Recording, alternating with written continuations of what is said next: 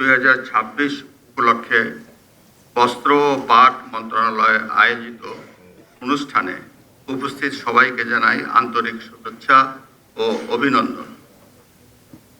সোনালী আঁশ পাট বাংলাদেশের সমাজ, সংস্কৃতি, ঐতিহ্য ও গৌরবের অবিচ্ছেদ্য অংশ।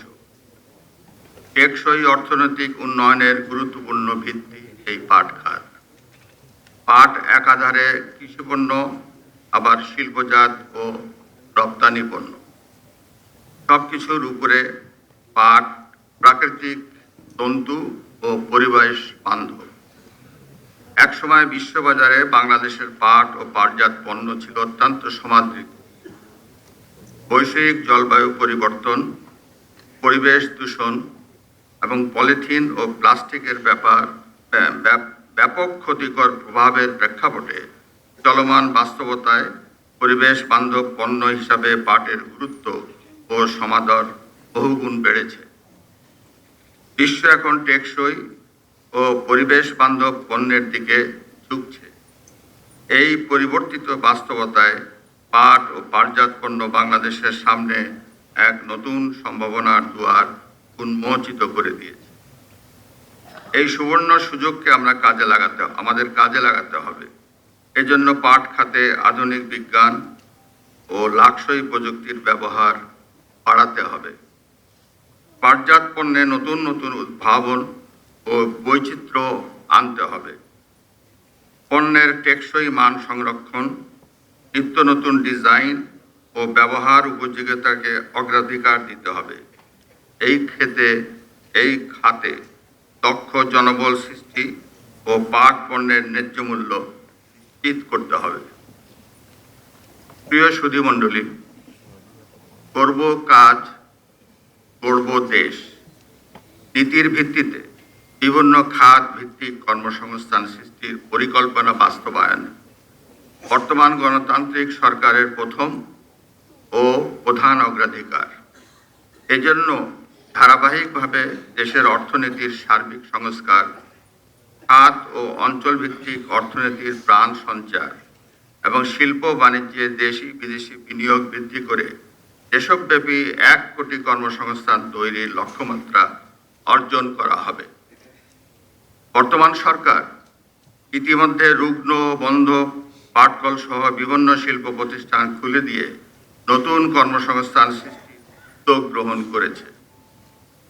সরকার ইতিমধ্যে পাট খাতকে প্রযুক্তি সমৃদ্ধ ও আধুনিকীকরণ, গবেষণা সম্প্রসারণ, উচ্চ ফলনশীল জাতের পাট বীজ উদ্ভাবন, পাটের বহুমুখী ব্যবহারে নানান গুরুত্বপূর্ণ পদক্ষেপ নিয়েছে।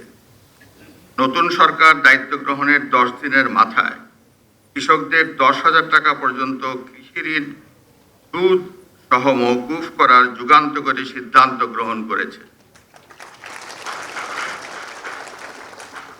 সরকারের এই সিদ্ধান্তে 11 লাখের বেশি কৃষক সরাসরি লাভবান হয়েছে। এতে পাট সহ কৃষি খাত ব্যাপক কর্মচাঞ্চল্য সৃষ্টি হবে, উৎপাদন বৃদ্ধি পাবে, কৃষকদের জীবনমান উন্নয়ন ও গ্রামীণ অর্থনীতিতে এই সিদ্ধান্ত কল্যাণকর অবদান রাখবে। উল্লেখ্য, প্রধানমন্ত্রী বেগম খালেদা জিয়ার প্রথম সরকারের আমলেও এই চিন্তাধারায় 5,000 টাকা পর্যন্ত কৃষি ঋণের সুদ ও আসল মওকুফ করা হয়েছিল। প্রিয় উপস্থিতি, বর্তমান কৃষি এবং কৃষক বান্ধব সরকার আগামী 1 বৈশাখ অর্থাৎ 14 এপ্রিল থেকে পর্যায়ক্রমে কৃষক কার্ড বিতরণ শুরু করবে। কৃষক কার্ডের মাধ্যমে কৃষকরা ন্যায্য মূল্যে কৃষি উপকরণ, সরকারি ভর্তুকি ও প্রণোদনা, সাশ্রয়ী মূল্যে কৃষিযন্ত্র ব্যবহারের সুযোগ, ন্যায্য মূল্যে সেচ সুবিধা, সহজ শর্তে কৃষি ঋণ, কৃষি বীমার সুবিধা, ন্যায্য মূল্যে কৃষি পণ্য বিক্রির সুযোগ, কৃষি প্রশিক্ষণ, ডিজিটাল প্ল্যাটফর্মের মাধ্যমে আবহাওয়া ও বাজার সংক্রান্ত তথ্য সহ কৃষি সংশ্লিষ্ট তথ্য পেতে সক্ষম হবেন কৃষকরা। সরকারের এসব উদ্যোগের ফলে অর্থনীতি শক্তিশালী হবে, পাট খাতে সুদিন ফিরে আসবে, সৃষ্টি হবে অবারিত কাজের সুযোগ। এই প্রেক্ষাপটে এবছরের জাতীয় পাট দিবসের প্রতিপাদ্য পাট শিল্প গড়ে তুলুন, কর্মসংস্থান সৃষ্টি করুন। আমাদের নতুন আলোর পথ দেখাবে এই প্রতিপাদ্য। প্রিয় অতিথিবৃন্দ, বর্তমান প্রতিযোগিতামূলক বিশ্বে বাংলাদেশের পাট পণ্য বাড়তি প্রতিযোগিতার সম্মুখীন হচ্ছে। এটি কার্যকরভাবে মোকাবেলা করার লক্ষ্যে দেশের সকল পাট কলের উৎপাদন সক্ষমতা বৃদ্ধি, কাঁচা পাটের চাহিদা ও যোগান এবং রপ্তানি বাজারের চ্যালেঞ্জসমূহ অন্তর্ভুক্ত করে আধুনিক কর্মসূচি ও একটি সমন্বিত তথ্য ব্যবস্থা গড়ে তোলা খুবই প্রয়োজন। আমি আশা করব বিশ্ব বাজারে কাঁচা পাট কিংবা পাটজাত পণ্যের চাহিদার প্রতি লক্ষ্য রেখে সরকার পাট রপ্তানি বাড়ানোর জন্য সম্ভাব্য সকল উদ্যোগ গ্রহণ করবে। মূল্য সংযোজিত পাট পণ্য উৎপাদন ও রপ্তানি সম্প্রসারণে সরকার অবশ্যই গুরুত্ব দেবে। আমার বিশ্বাস, এজন্য একটি লক্ষ্যভিত্তিক কর্ম পরিকল্পনা গ্রহণ করা হলে দ্রুত ফল পাওয়া যাবে।